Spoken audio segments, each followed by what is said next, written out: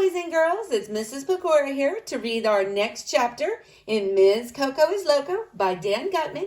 So sit back, relax, and enjoy. Chapter 4. Shakespeare was a dumbhead.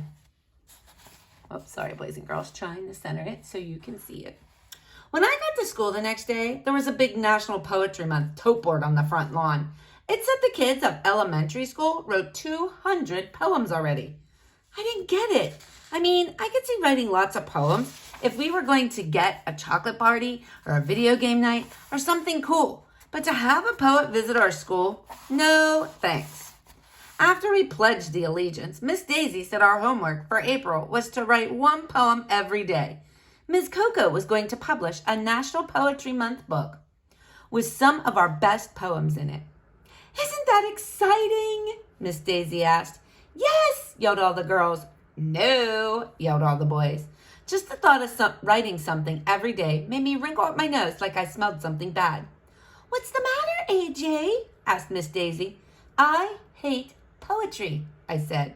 Hate is not a nice word, Miss Daisy said. You shouldn't say that. Then I strongly dislike poetry, I said. I despise poetry. I detest it. I loathe it. That's enough, AJ, said Miss Daisy. Just then, a poem popped into my brain. I hate poetry. Poetry is dumb. It's hard to write poems when you're chewing gum. Genius poems like that come into my brain all the time. I can't stop them. I guess that's why I'm in the gifted and talented program. I was going to think up another verse, but it was time for me and Andrea to go see Ms. Coco again. Arlo, did you know that camels have 3 eyelids?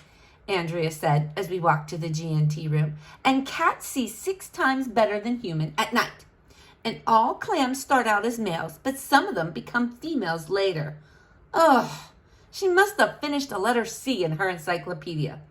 Any dumbhead knows that stuff, I said. When we got to Ms. Coco's room, she was crying again. Nobody had even read her a poem. I figured Ms. Coco's dog must have died or something. What's wrong? Andrea asked. When I woke up this morning, I saw the most beautiful sunrise, Ms. Coco said. I don't know what came over me. It just made me want to cry. Man, that lady will cry over anything. She's worse than Emily. What's so sad about a sunrise? I asked. Wouldn't a beautiful sunrise make you cry, AJ? Ms. Coco asked. No, I said. A sunrise would make me cry, said Andrea, who always agrees with everything grown-ups say. I might cry if I woke up and the sun didn't rise, I said. Then the weirdest thing in the history of the world happened. Miss Coco started singing. Feelings, she sang, nothing more than feelings.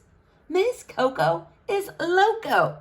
Andrea must have known the song too, because she started singing along with Ms. Coco. It was horrible. Neither of them is gifted or talented when it comes to singing, believe me. I thought I was going to die.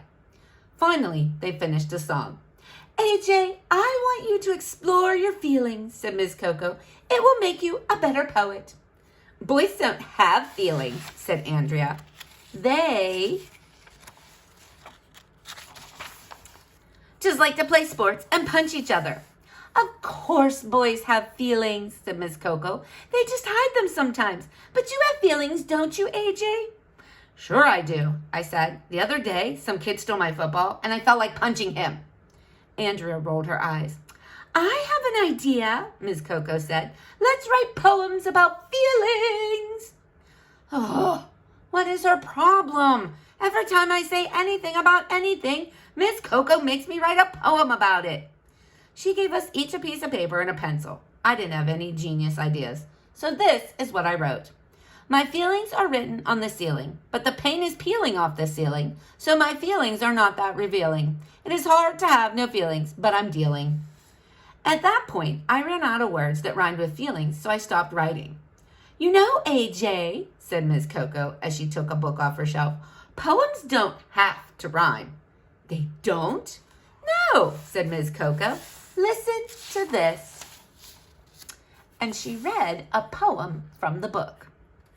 To gild refined gold, to paint the lily, to throw a perfume on the violet, to smooth the ice or add another hue unto the rainbow or with taper light. Miss Coco sighed. That was beautiful, said Andrea. Who wrote it? William Shakespeare, replied Miss Coco. Who's he? I asked. Only the most famous writer in the world, said Andrea. Well, he was a dumbhead, I said. That poem makes no sense at all.